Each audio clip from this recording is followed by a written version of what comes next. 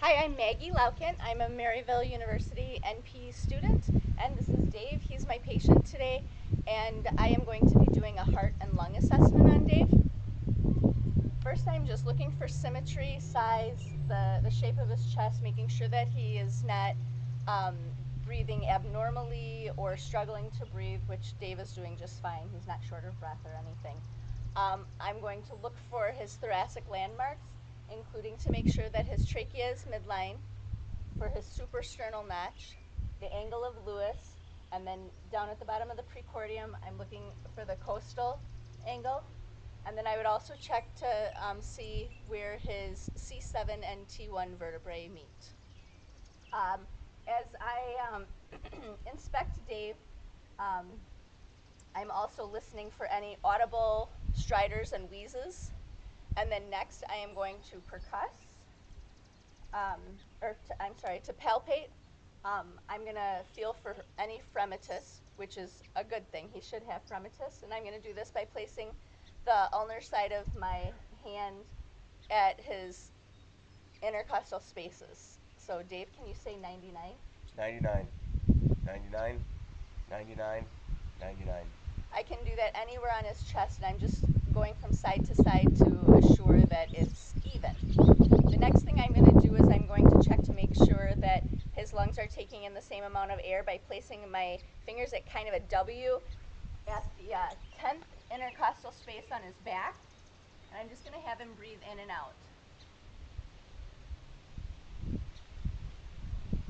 And my hands are moving evenly, so that's also a good thing. Now I'm going to percuss his posterior chest. I'm going to use my third middle finger of my left hand and just tap from side to side. Again, here I'm just feeling for no flat feelings. I want to feel resonance. And I go from side to side to compare the two sides of his lungs.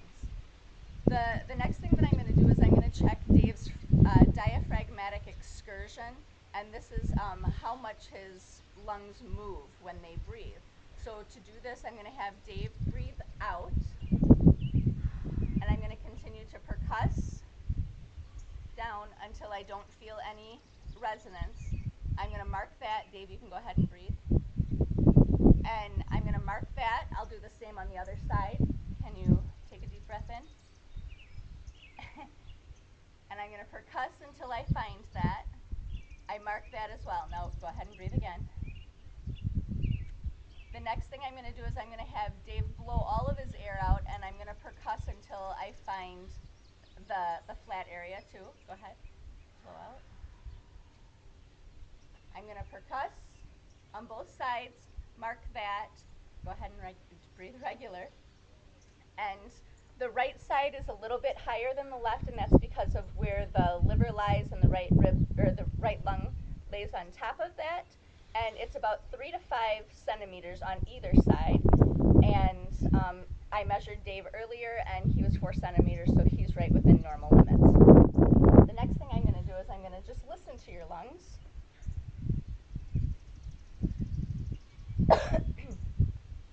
I'm going to listen to the lateral sides.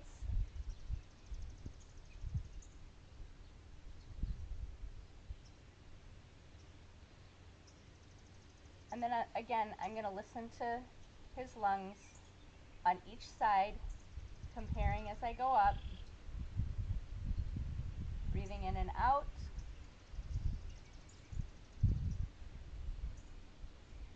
I'm listening for any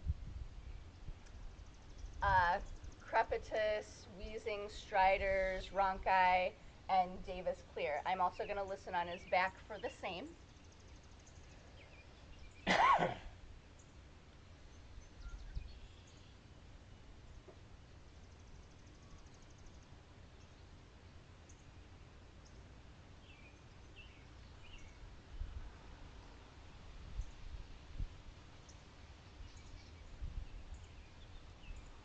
If Dave did have any of those abnormalities, I would characterize them by their intensity, their pitch, their duration, and just note that in his chart as well. The next thing I'm going to do is I'm going to do his heart assessment. And the first first thing that you would do is, again, just look and inspect. We want to make sure that we don't see any abnormals there as well. I'm going to palpate and feel to see if I feel a thrill,